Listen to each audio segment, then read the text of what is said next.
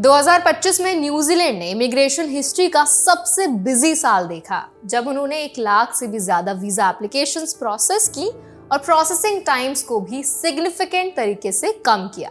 ये सिर्फ नंबर्स की बात नहीं है, बल्कि इस साल नए वीजा पाथवेज की शुरुआत, वर्क और स्टूडेंट वीजास के लिए वेटिंग पीरियड में कटौती और ओवरऑल इमिग्रेशन सिस्टम को और एफिशिएंट बनाने का भी साल था।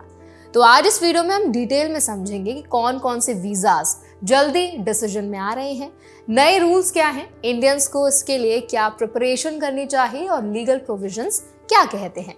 तो चलिए फिर जल्दी से वीडियो को स्टार्ट करते हैं। हाय, मेरा नाम है वर्षा दुबे और आप मुझे देख रहे हैं एनबीटी टेक एड पर।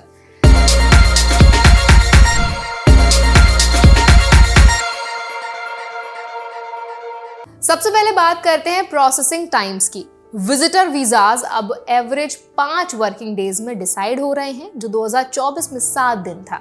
इंटरनेशनल स्टूडेंट वीजा सिर्फ 12 वर्किंग डेज में क्लियर हो रहे हैं, जबकि पिछले साल ये 18 दिन लगते थे। एक्रेडिटेड एम्प्लॉयर वर्कर वीजा की प्रोसेसिंग टाइम भी 23 डेज से घटकर 12 वर्किंग डेज हो गई है। इसका मतलब ये हुआ कि एप्लीकेंट्स और एम्प्लॉयर्स दोनों को पहले से ज्यादा सर्टेनिटी और प्लानिंग का मौका मिल रहा है। इस साल न्यूजीलैंड इमिग्रेशन ने विजिटर, स्टूडेंट, वर्क और रेजिडेंस कैटेगरीज में एप्लीकेशन प्रोसेस की। विजिटर वीजाज में 4,70,000 से ज्यादा एप्लीकेशंस अप्रूव हुई। अप्रूवल रेट 89% रहा। स्टूडेंट वीजाज में 97,000 डिसीजंस लिए गए, अप्रूवल रेट 91% था। वर्किंग हॉलिडे वीजाज में लगभग 45,000 अप्रूवल्स हुए, 98% सक्सेस रेट के साथ। सीजनल लेबर की डिमांड के कारण रिकॉग्नाइज्ड सीजनल एम्प्लॉयर एप्लीकेशंस में 18,000 अप्रूवल्स हुए, जिनमें 99% अप्रूवल रेट रहा। इस साल न्यूजीलैंड ने 5 नए वीजा कैटेगरीज भी लॉन्च किए। इनमें शामिल है active investor visa, business investor visa, parent boost visitor visa, global workforce seasonal visa और पीक सीजनल वीजा। ऑफिशियल्स का कहना है कि इन कैटेगरीज का मकसद इन्वेस्टमेंट अट्रैक्ट करना, बिजनेसेस को वर्कफोर्स रिक्रूट करने में मदद करना, सीजनल लेबर डिमांड मैनेज करना और फैमिलीज को सपोर्ट करना है। इस बदलाव से इंडियन एप्लीकेंट्स और अदर स्किल्ड प्रोफेशनल्स के लिए भी न्यू अपॉर्चुनिटीज खुल रही हैं। डिजिटल ट्रांसफॉर्मेशन के तहत स्टूडेंट वीजा एप्लीकेशंस को अपग्रेडेड ऑनलाइन प्लेटफॉर्म पर मूव किया गया है, जिसे आर फ्यूचर सर्विसेज प्रोग्राम के तहत लॉन्च किया गया। इस बदलाव से एप्लीकेंट्स अपने एप्लीकेशन रियल टाइम ट्रैक कर सकते हैं और फास्टर डिसीजंस भी मिल सकते हैं। लीगल पर्सपेक्टिव से देखें तो ये सिस्टम ज्यादा ट्रांसपेरेंट, एफिशिएंट और एप्लीकेंट फ्रेंडली बन गया है। एम्प्लॉयर्स के पर्सपेक्टिव से भी काफी चेंजेस हुए हैं। Accredited employer work visa system में 17,500 एम्प्लॉयर्स ने एक्रेडिटेशन लिया या रिन्यू किया और टोटल एक्रेडिटेड एम्प्लॉयर 27,000 से ज्यादा हो गए।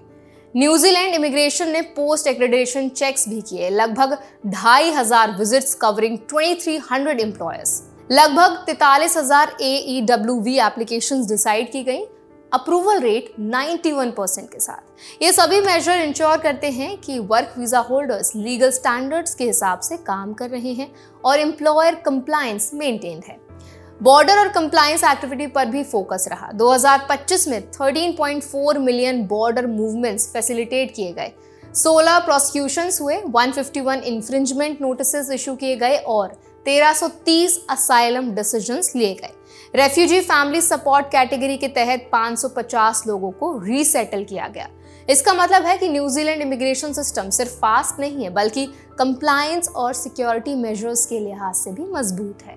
इंडियंस को खास ध्यान रखना चाहिए कि अगर आप न्यूजीलैंड में स्टडी या वर्क के लिए जा रहे हैं तो लेटेस्ट वीजा पाथवेज और प्रोसेसिंग रूल्स का सही ज्ञान होना बहुत जरूरी है। स्टूडेंट वीजा या वर्क वीजा अप्लाई करने से पहले ऑफिशियल न्यूजीलैंड इमिग्रेशन गाइडलाइंस पढ़ना, डॉक्यूमेंट्स और एलिजिबिलिटी क्राइटेरिया चेक करना और एम्प्लॉयर एजुकेशन इंस्टीट्यूट के साथ प्रॉपर कोऑर्डिनेशन करना लीगल सिक्योरिटी के लिए क्रिटिकल है। लीगल एंगल से देखें तो प्रत्येक वीजा कैटेगरी के लिए डिफाइंड क्राइटेरिया है। स्टूडेंट वीजा में एकेडमिक एनरोलमेंट, फाइनेंशियल प्रूफ और कैरेक्टर रिक्वायरमेंट्स एसेंशियल हैं। वर्क वीजा में एम्प्लॉयर एक्रेडिटेशन, लेबर कंडीशंस और सैलरी कंप्लायंस चेक होना जरूरी है। इंडियंस को यह भी ध्यान रखना चाहिए कि सीजनल लेबर या इन्वेस्टमेंट वीजा के लिए अलग रूल्स अप्लाई होते हैं।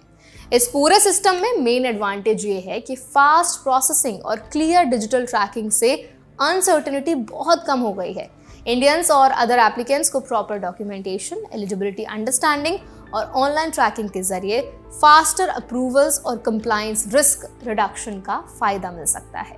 2026 में न्यूजीलैंड इमिग्रेशन का फोकस रिमेन करेगा सिस्टम को सिंपल, रिस्पॉन्सिव और इकोनॉमिकली अलाइंड बनाने पर, साथ ही ह्यूमैनिटेरियन कमिटमेंट्स और बॉर्डर सेफगार्ड्स मेंटेन करने पर। इसका मतलब है कि एप्लीकेंट्स को लीगल कंप्लायंस, डॉक्यूमेंट रेडीनेस और टाइमली एप्लीकेशन सबमिशन पर एक्स्ट्रा ध्यान देना होगा। तो आई होप ये वीडियो आपके लिए हेल्पफुल रहा होगा। अगर ये वीडियो आपको अच्छा लगा हो तो इसको लाइक करें, शेयर करें। ऐसे और भी अपडेट्स के लिए, वीडियोस के इन्फॉर्मेशन के लिए हमारा चैनल NBT Tech Ed को भी जरूर सब्सक्राइब करें।